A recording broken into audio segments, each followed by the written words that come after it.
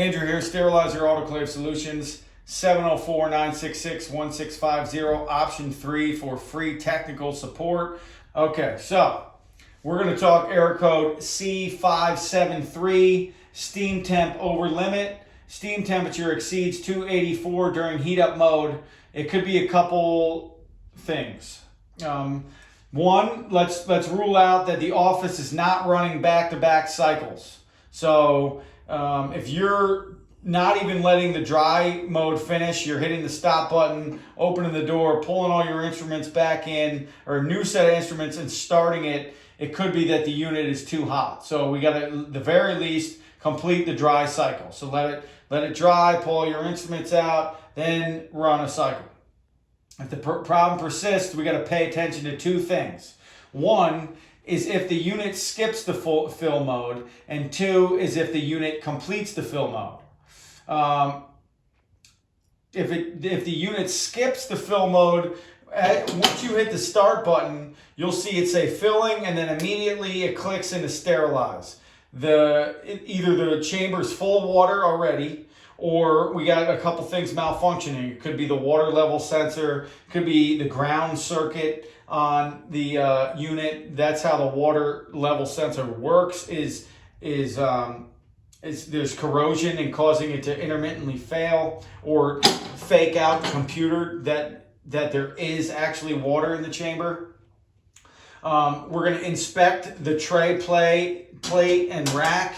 That needs to be properly in place. It can be put in it cannot be put in backwards. This is how it is. Let's pull this out for you and show you how it goes in. It only goes in one way, and like this, where the 45-degree angle is pointed towards the back of the chamber. The mesh filter is not in place. There's a mesh filter in the back here. That should be in the middle of the chamber. It should be clean. If it's not clean, put some speed clean on it, toothbrush, scrub it, rinse it, put it back. Mesh filter's not in place, reinstall filter. Water level sensor is malfunctioning. This is the water level sensor. It's in the back here. It could be dirty. Inspect the water level sensor. Check for residual moisture. If there's water back there, if there's water in the sensor completing the circuit, it could intermittently fail. If you got some compressed air, you can blow it on the back or blow it on this thing and blow the residual moisture out of it. If you had a shop vac, which is what we use, we'll put the shop vac on it and suck the moisture out, but it could be that, or you could just wait 5-10 minutes, let the water drip out and or evaporate, because the chamber will be hot. Then you probably can run a cycle. So those are the things that you do if the unit skips the fill mode. If the unit completes the fill mode, number one, it could be that your sterilizer is unlevel, so make sure it's on a level surface. The best way to do that is grab it level and just run it across the front. Make sure it's in the bubbles in between the lines, and run across towards the back and make sure the bubbles in the lines. There's other options, ways to do it, but that's the easiest way. So if you're on a level surface, then it could be that your temp sensor is malfunctioning. We're going to check for residual buildup on the temp sensor. Again, we'll clean that with abrasive pad, speed clean, and some distilled water, and then wipe it off with a dry rag. Get all the residual stuff off of it, and run an empty cycle and see what happens.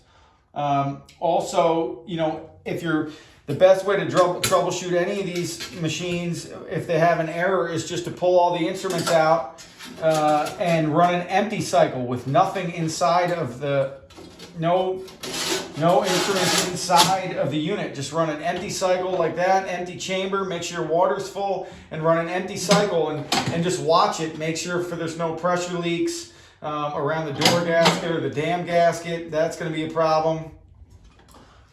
Make sure that's in all the way, which is the tray plate. So the door gasket should sit like this. The dam gasket sits inside the door gasket. You're going to want to make sure there's nothing stuck here on the chamber. This is where this surface meets up, so there could cause leaks there. Scrub that with speed clean, distilled water, and abrasive pad if there's stuff on there. Check for loose or worn dam gasket. Okay. Replacement of fill vent solenoid valve requires rectifying harness for DC coil. Okay, to explain that to you in layman's terms, it could be this coil here or this coil here for this particular error. On some of the older models, there is rectifiers in line. It's a little square box. Those could be bad. You can replace those individually, or you can replace the coil. So it could be either the fill valve is bad, the vent valve is bad. There's an air vent bellows in the back that we can't see here. It's right about here. It's another valve that could be clogged or bad. If you call our tech support line, we can show you how to take the cover off or the right side panel off, get you into service diagnostic mode, and we can show you how to at least engage these pieces to make sure that power is going to them. We're hearing something click, but really, if you have an internal leak, number one, you'd have to take the cover off to see it. Number two, you have to get inside of these pistons, inside of these plungers. It could be corrosion in there, it could be bad springs, bad pads on the pistons. So could be a couple of those things with the pressure leaks. 573 continued. Okay, pressure leaks continued. The vent valve we talked about, fill valve we talked about, air valve, pressure relief valve. Let's talk about that. That's up here. This is the pressure relief valve. If it gets stuck open, then basically that could cause a leak, and you'll see a puddle underneath the back right hand corner. That's another issue.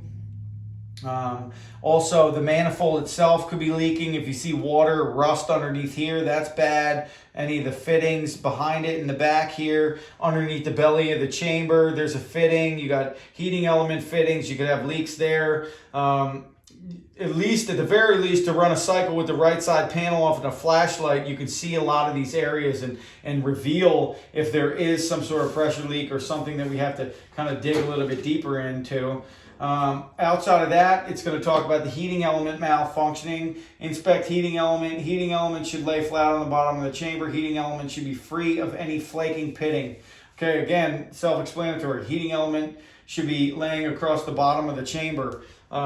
If you've had somebody in there fixing the valve or fixing the gaskets on that, or you have had leaks in the past and your heating element's not flat on the bottom of the chamber, you could have some issues with this error. Okay, and last but not least, the PC board could be malfunctioning. There's some relay tests, and that's actually a common problem. The relays on these Midmark M11 new style, old style units go bad. We can fix that. We do a PC board repair. So if you call us, we walk through together all these other things. You have no pressure leaks. Your temp sensor's in good working order. You're not overloading the unit, and it's come to the determination that it is a PC board malfunctioning. We can fix that for you too. So Charlie 573, that pretty much wraps it up. If you like this video, please share it. Please subscribe to our channel for more autoclave repair videos and troubleshooting. Have a great day.